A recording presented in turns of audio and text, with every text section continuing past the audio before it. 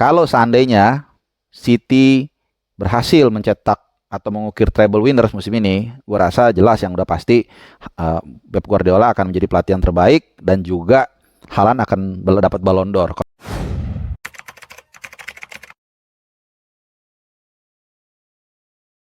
Halo teman-teman semua, di video kali ini gue akan bahas tema semi-feature. Gue akan bahas fokus soal Erling Haaland. Ini sebuah fenomena yang membuat atau menyita perhatian seluruh pecinta sepak bola dunia ya, bukan hanya fans City tapi juga seluruh pecinta sepak bola, wartawan, pelatih, pemain, semualah pokoknya. Perjalanan yang menurut gue sangat menarik untuk kita kulik, kemudian juga melihat sepak terjangnya saat ini dan ada di mana Haaland nanti suatu saat nanti gitu ya. Oke, pertama kenapa gue angkat soal Haaland? Karena menurut gue bahkan mungkin sudah sekarang ya, ini akan the next big thing in the world, in the football world. Jadi setelah era Messi dan Ronaldo, gue rasa ini akan menjadi eranya Haaland.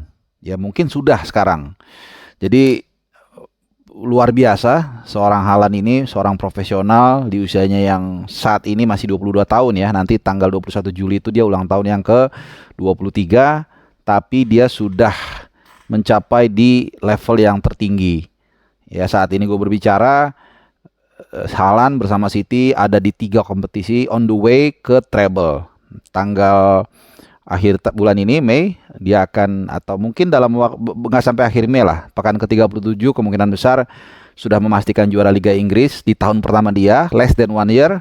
Kemudian 3 Juni akan menghadapi Manchester United dalam final FA Cup, dan 10 Juni di Istanbul di Atatürk Olympic Stadium akan mencoba memberikan atau mempersembahkan trofi Liga Champions pertama bagi Manchester City. Ya kita nggak tahu apa yang terjadi, apakah dia atau mereka dia bisa menyapu semua itu. Gua rasa yang paling besar kemungkinannya adalah, atau hampir pastilah, Liga Inggris. Kemudian FA Cup juga cukup besar peluangnya menghadapi Manchester United yang secara materi pemain, secara mental juga jelas City unggul, dan menghadapi Inter Milan di Liga Champions yang menurut gue nih peluangnya tipis-tipis lah gitu ya. Nah cuman kalau kita lihat proses kedatangan Haaland di City ini, jadi ini kita bicara santai aja ya, tema feature atau timeless istilahnya. Ya memang ini menjadi dua sisi mata uang. Itu mengapa gue bikin judul juga di beranda apa namanya di bawah thumbnail itu, ya itu dua sisi mata uang, two sides of a coin. Bahwa di saat yang sama manajemen City juga agak kelabakan untuk memagari Haaland dari buruan klub-klub lain. Tentunya beberapa klub besar yang punya kemampuan finansial yang memadai ngiler ngelihat Haaland. Kenapa? Pertama tentunya kemampuannya. Kedua, release clause-nya. Nah ini yang menarik nih teman-teman. Karena beberapa hari terakhir, jadi kenapa gue ngangkat tema ini, karena juga beredar kabar release clause dari Erling Haaland ini ternyata tidak terlalu mahal atau tidak terlalu kuat untuk memagari Haaland. Jadi gini, memang ada beberapa versi ya, tapi yang gue ambil benang merahnya itu intinya begini. Mulai 2024, kan setahun lagi ya, almost 1 year lah, itu release clause-nya itu akan selalu akan nyala dan akan terus turun setiap tahun. Jadi tahun depan 2024 release clause-nya nyala 200 juta euro. Ya, ini ada beberapa versi memang, tapi kurang lebih di kisaran 200 juta euro lah. Kalau di rupiah itu 3,2 triliun. Kalau ada klub di luar IPL yang menginginkan Erling Haaland dan Haaland mau, itu bisa. Nah, 1 tahun berikutnya atau tahun 2025, release clause-nya itu turun menjadi 175 juta euro atau sekitar 2,8 triliun, turun 400 miliar. Dan seterusnya, 2026 juga gitu sampai gue nggak tahu dia kapan. Pokoknya intinya tiap tahun turun 25 juta euro. Nah ini kan angka segini sepertinya nggak terlalu besar, 200 juta euro. Karena pemain termahal di dunia aja itu terakhir kalau nggak salah dipegang Neymar ya, 220 juta euro apa pound sterling gitu ya. Jadi hampir sama. Dan nilai itu kan, nilai inflasi itu kan tentunya makin turun nilai uang ya. Jadi mungkin ya 200 juta euro sekarang ini ya nggak, buat PSG nggak ada masalah, mereka bisa atau bahkan pernah membeli pemain Neymar lebih dari itu, dan itu berapa tahun yang lalu. kemudian juga Madrid, ya. Jadi kemudian juga mungkin siapa lagi yang punya kemampuan? Barca enggak lah ya. Mungkin ya dua klub gitulah gitu ya. Dan yang mungkin menjadi tujuan berikutnya Haaland, terutama Madrid. Oke? Nah, dan beberapa waktu terakhir dikabarkan atau diinfokan itu agennya Rafaela Pimenta itu sedang didekati oleh manajemen City untuk memperbarui kontrak.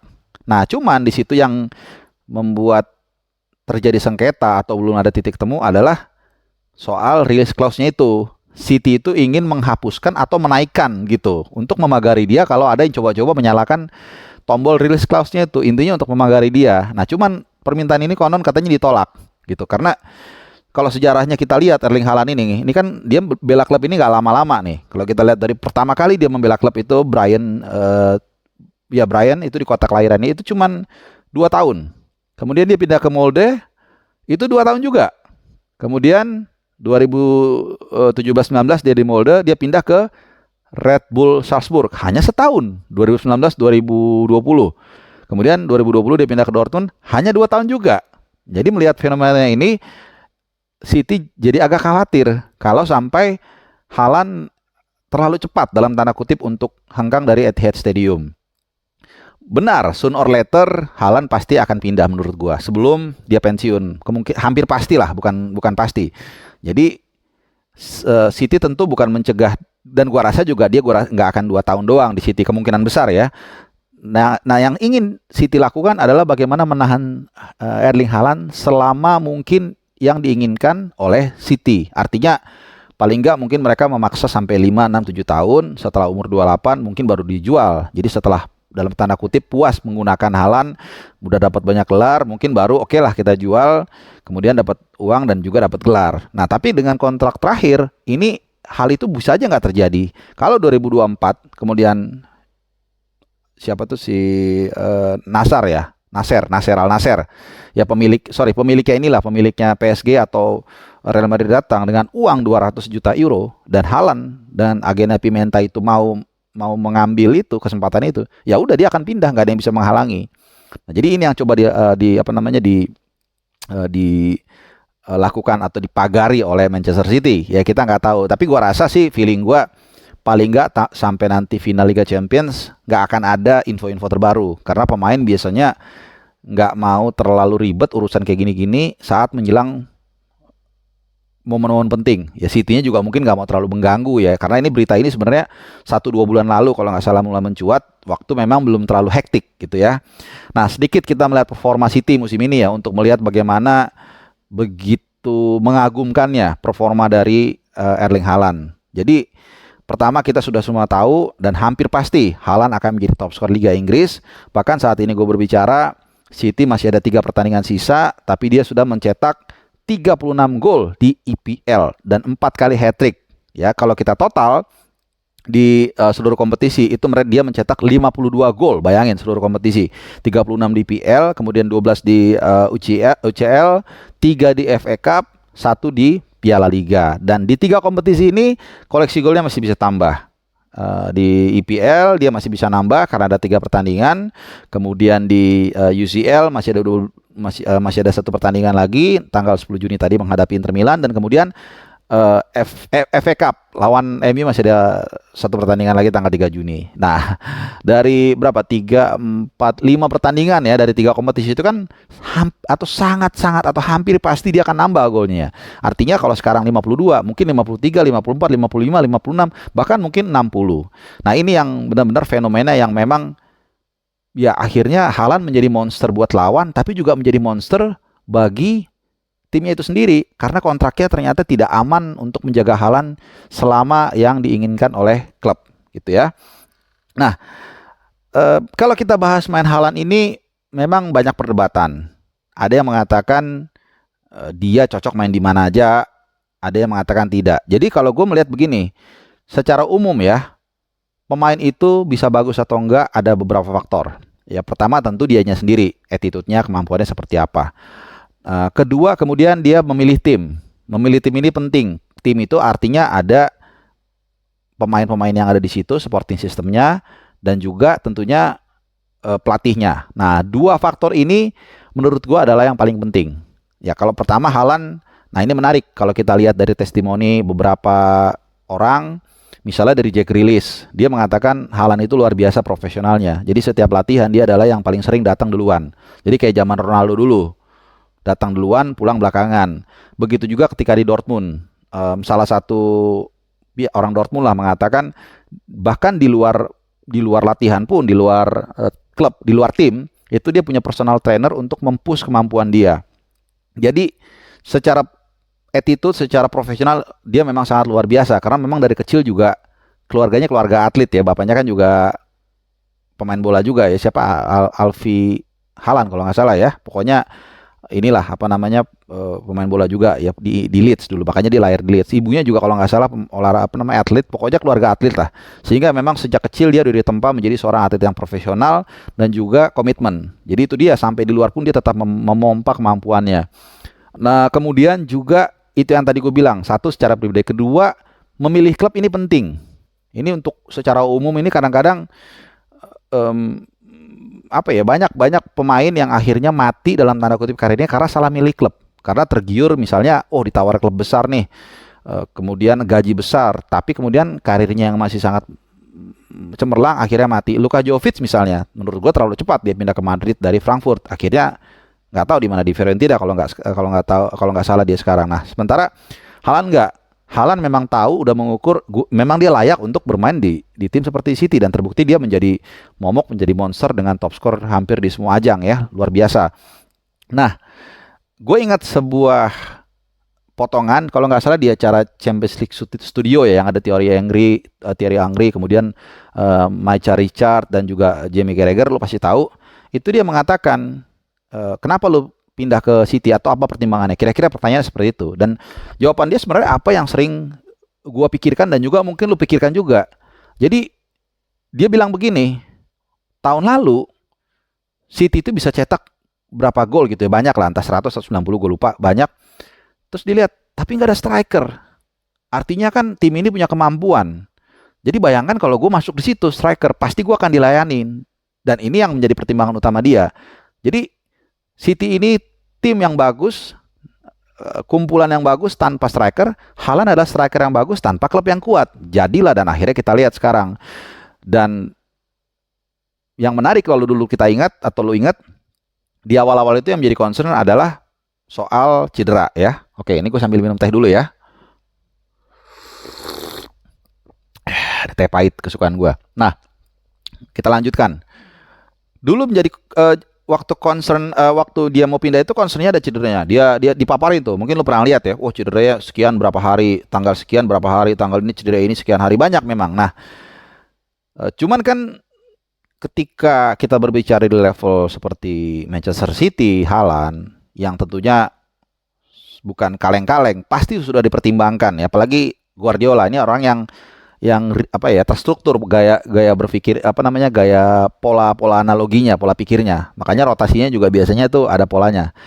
Nah cuman gue bingung apa nih cara mengatasinya, tapi pasti ada gitu. Nah ternyata salah satu triknya adalah Haaland itu tidak disuruh bekerja mencari bola. Makanya kalau kita lihat ya, ini nanti gue akan share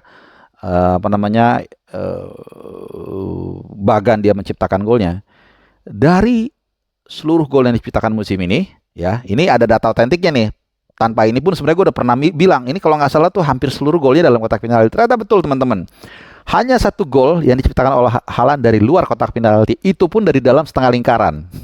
Oke, jadi ini menjelaskan bahwa Haaland itu selain memang dia punya kemampuan untuk sebagai finisher ya, dengan kepala, kaki kanan, kaki kiri dan sebagainya, dengan kaki tengah, itu dia tidak disuruh untuk bekerja keras karena sudah ada yang melayani. Udah ada, bahasa gue tuh udah ada tuyul-tuyulnya. Udah ada si Mahrez, udah ada Grealish, udah ada De Bruyne, udah ada Gundogan. Semua lu tenang aja, pokoknya kita akan supply kalian. Memang ada kalanya dia berperan sebagai tembok. Waktu lawan Arsenal itu paling nyata. Dia keluar untuk memancing Rob Holding keluar dari areanya, kemudian De Bruyne yang masuk. Ya tapi hanya gitu aja. Tapi dia nggak usah disuruh untuk bawa bola dari samping, melebar segala macam, jarang. Jadi apa yang kita lihat, yang kita rasakan itu dibenarkan oleh statistik. Ini menarik. Jadi 11 gol itu bahkan dari dalam kotak garis gawang, dalam 11 gol. Kemudian 7 dari titik putih, ya kemudian sisanya itu dari ya kotak penalti. Intinya hanya 1 dari luar kotak penalti. Dan akhirnya kita lihat hampir sepanjang musim ini dia nggak cedera. Kalau nggak salah hanya sekali, itu pun mungkin sekitar seminggu kalau nggak salah. Nggak lama lah, ya. Come on lah.